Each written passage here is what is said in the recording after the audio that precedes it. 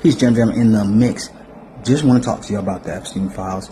So I've been doing a lot of research, from the deep dives and rabbit holes talking about space and portal openings and stuff, to the surface stuff, just looking at the various art in the Epstein estate. And let me tell you this. What? Bro, there's so much weird stuff. And it's like everything that we've thought about and conceptualized as conspiracy folks, as intelligent folks, as educators, as theorists of culture. I'm realizing, bro, there's so much. I don't even know how to really compartmentalize all this stuff, or what to do with it. I don't really feel paralyzed. I just feel like there's a lot going on. And I think that there's a really big connection to Congo that I just feel it in my soul, and I'm like, I'm right on that path, and I don't know who this knowledge is going to affect and inspire, but I'm right there. I'm right there, dude. I'm right there. I have no clue why I've been so inspired by the plight of the Congo, but it's very, I don't know, it's really weird. Because think about this. Congo has every damn resource you could want. I mean, maybe sans oil.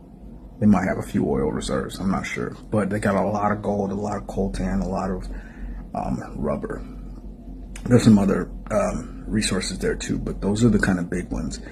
And thinking about how those resources are being captured automatically makes me think about American chattel slavery. And the thing about American chattel slavery is that we have a very deep connection to Western Africa, and even more so to the Congo, because of the Free Congo State, and also because of its proximity to America. If you didn't know, New York and like that main area are the closest to Africa, right? Because New York's here and Africa's over here and Georgia's down here, right? So you actually kind of go up and over some currents, and you're able to reach Africa, right? So also, New York has a huge port and slave drop-off history, right? I don't think that's the right word, but y'all get what I'm saying. It's a lot to unpack. The biggest thing is, we're seeing what is done in Congo, and what has been done in Congo disseminated into the rest of the world, right? We've seen it in Gaza, in the Southeast Asian community, Australia, the global South, in Latin America, big time in Sudan, Libya, Egypt a little bit,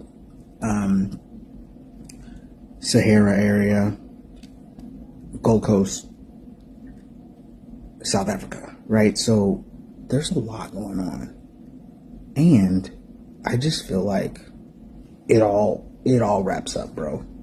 Because if they're taking people from one spot, they're bringing them over to another spot, they're having them work in various fashions, whether it be sexual or not, for labor that the slaves do not get any compensation from, minimal at that.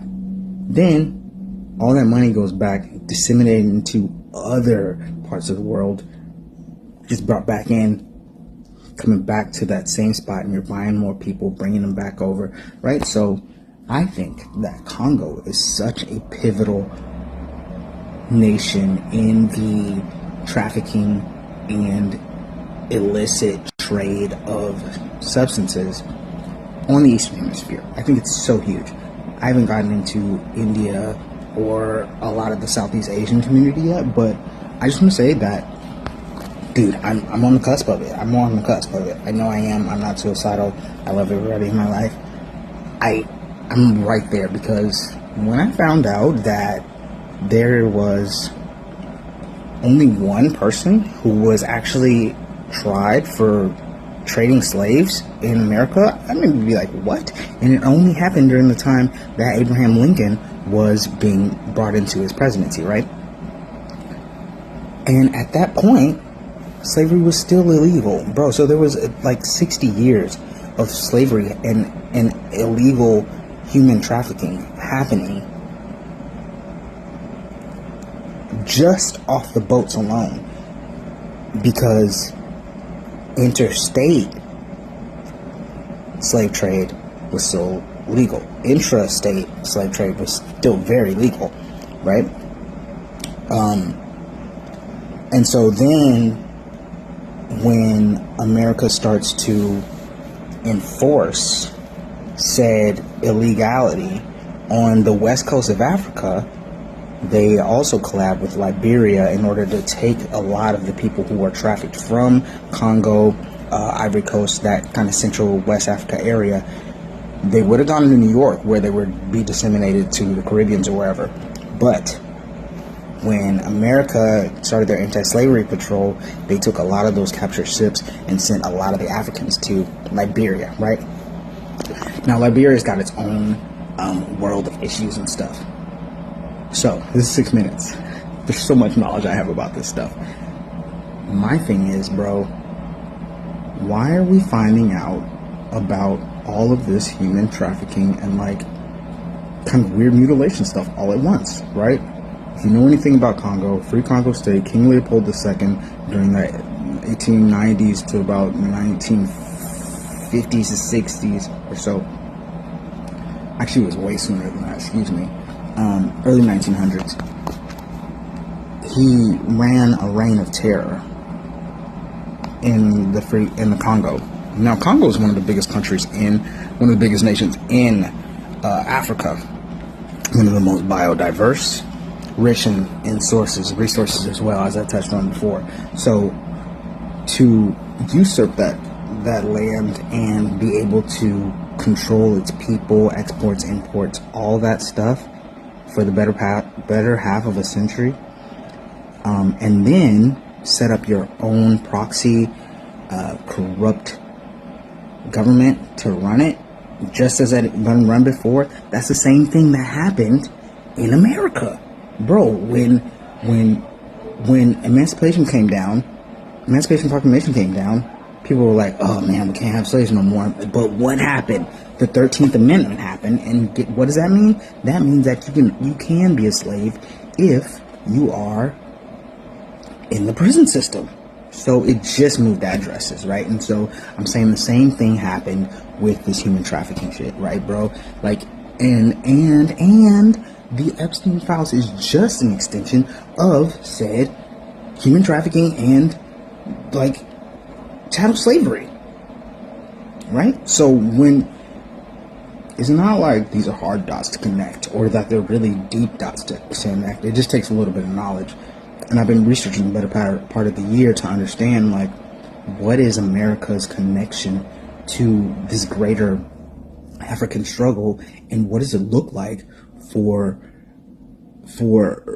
Americans to be in this, and what does it look like globally for this system's effects to be seen, right? And so we see it today, right, where rubber, chocolate, gold, cell phones, all that stuff is used to enrich our own lives. But as we know, a lot of the miners, a lot of the laborers, and a lot of people on the ground who are in Congo, in a lot of these mining sites, they're in dire situations. Like 200 people just died in a mining collapse like last week in late February 2026, right? Early February, late January. So there's a lot going on. And if you made it this far, awesome. If you didn't make it this far, whatever. But I hope you're understanding that this is not just about, all these kids were trafficked. Like, this is a global thing that touches on everything that we encounter in this world, from racism to education to media to entertainment to historical knowledge and redaction of historical knowledge, even the esoteric and beyond, right? Things that can't be conceived to the normal person, right? Thinking about all the different secret CIA operations. Not even going to go into them. Gate Project, Murdoch Project, I don't know. All those mind control stuff, all of it's connected. Because why? Because you don't want some of the smartest, most resourceful people, Africans, black folks, indigenous folks, you don't want them having that access to their own resources. You want them to be dependent. So, landing my plane, Epstein and Congo are indefinitely connected. Epstein and the race for Africa, also indefinitely connected. And when we see the suppression of pro-human, pro-social, pro-communism, that's just an extension of Mossad, of Israeli influence, right? And it is what it is. It is what it is. But the point is that they're connected. I love myself. I love my family. I'm not suicidal. Later.